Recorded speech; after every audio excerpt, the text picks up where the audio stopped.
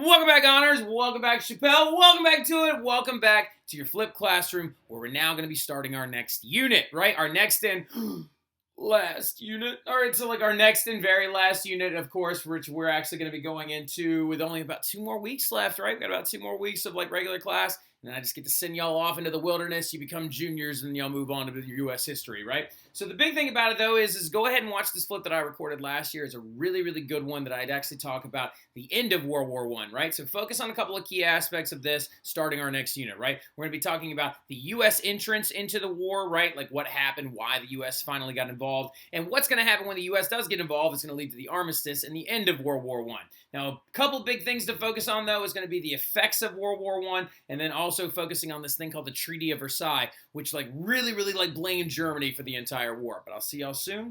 Y'all have a good one.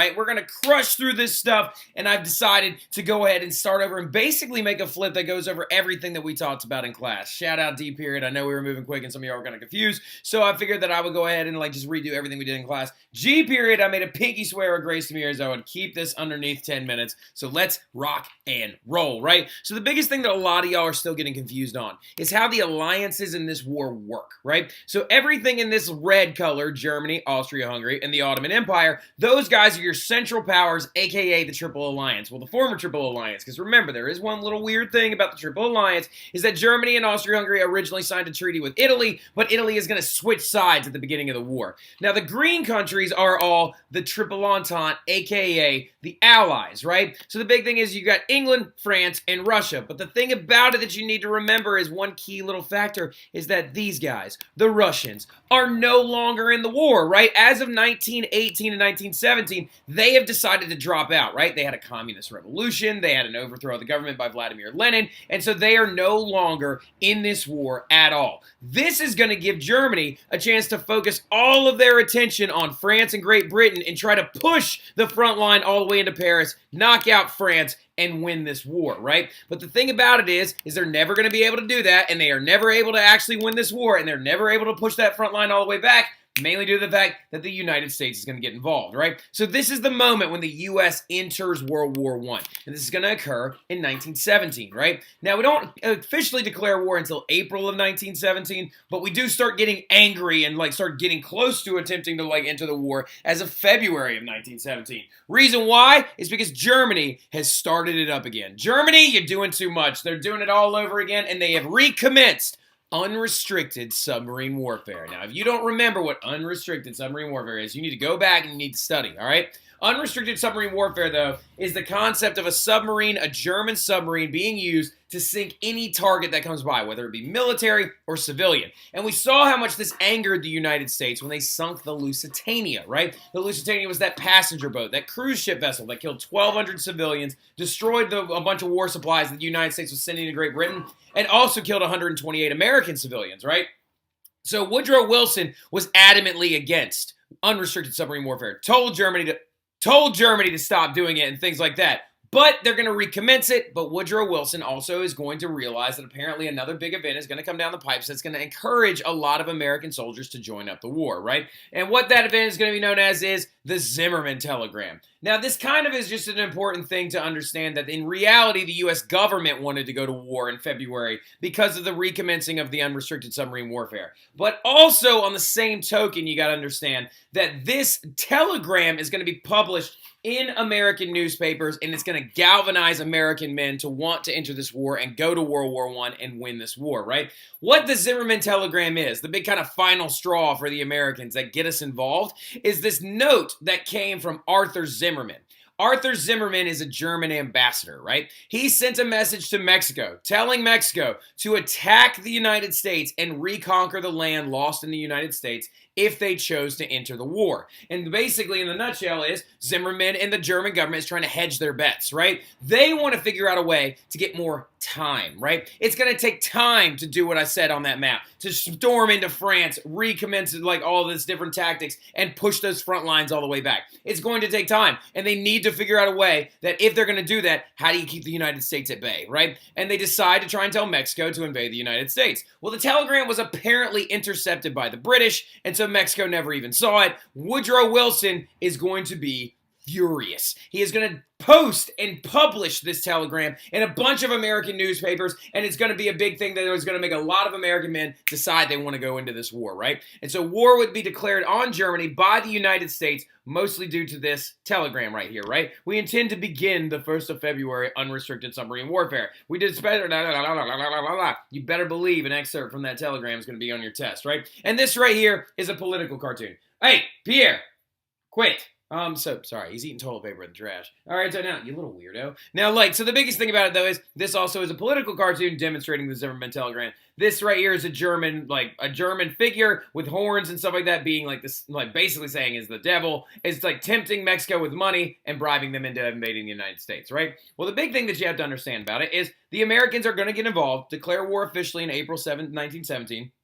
And by 1918, 2 million American soldiers are going to be in Europe fighting, right? 2 million American soldiers. On your study guide, it's going to say how many per day, not what I was going for. How many by 1918, not per day, by 1918. 2 million American soldiers would be in Europe fighting by 1918, right? So the revolts in Germany are also causing catastrophic infrastructure issues, right? Germany is going through a lot of stuff. They are having hunger riots. They are having mutinies by their soldiers and stuff like that. So in the long run, you can make a big argument that the people that really truly won this war for the Allies wasn't even the Americans. It was actually the German citizens. They were sick and tired of starving to death due to these blockades and stuff like that that were being imposed upon them by the British, and so they decided that they had had enough of this war. So you got hunger riots happening in cities and revolts going on in Germany. And with the help of all these American forces, the Allies are going to push the Central Powers back through France, and they're going to declare an armistice. The Central Powers called for an armistice, which is an end to fighting, and it was signed on November the 11th, 1918 at 11 a.m. And we still celebrate that holiday every single year. We just now, instead of calling it Armistice Day, we call it Veterans Day, right? So the big thing about it, though, is the good way to remember Armistice Day is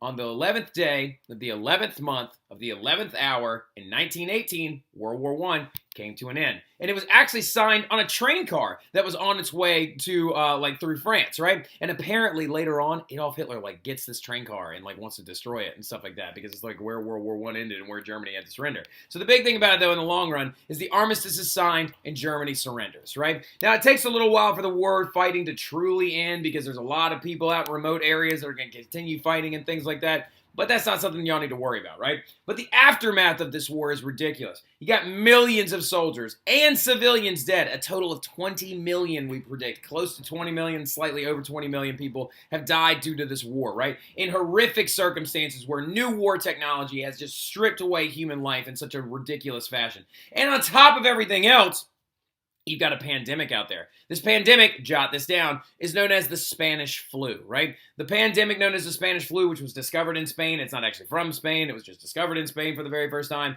Thank you, Caleb Boya. Now, so the biggest thing about it is the flu killed 20 million people worldwide. Now, the thing about it, though, is after the fact and after the armistice is signed, big three countries became known as the Big Three, right? The Big Three countries become U.S., France, and Britain. Why are they being called the Big Three? Due to the fact that they are the ones who basically won World War I, and they are the ones who are now making economic decisions that will benefit them and then also try to figure out how to bring a peace to this entire thing after World War I.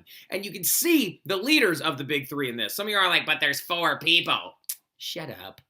So now look. So the people you need to worry about are, this is David Lloyd George, who is the Prime Minister of Great Britain. This is Georges Clemenceau, not the Lorax, who is the leader of the President of France. And this is Woodrow Wilson, who's the President of the United States. Those guys represent your Big Three at this meeting. And that photo is from this meeting, the Paris Peace Conference. This was held in France, not and France or what, not and France. There's a typo on the study guide too that says, these three held it and France. It was in France. The Paris Peace Conference was held in France in 1919. And Woodrow Wilson brought a document that he thought would bring a peaceful end to this war, right? He shows up with his document, and his document is known as the 14 points, right? Because he actually refused to sign this thing known as the Treaty of Versailles. And we'll get to the Treaty of Versailles here in a second. But Woodrow Wilson believed that if we use 14 simple rules, we will be able to avoid another worldwide war. He was like, we want to never let this happen again. And spoiler alert, it does. Now, but the biggest thing is we don't want this to ever happen again. We don't ever want to see worldwide war. We don't ever want to see civilian loss or military losses of this matter ever or magnitude ever again. So he suggests His 14 points. And his 14 points included a lot of simple things. They called for fair trade over the water, no more unrestricted submarine warfare, self-determination, a de-imperialization, and things like that. Simple little things that could have been done to actually avoid another world war.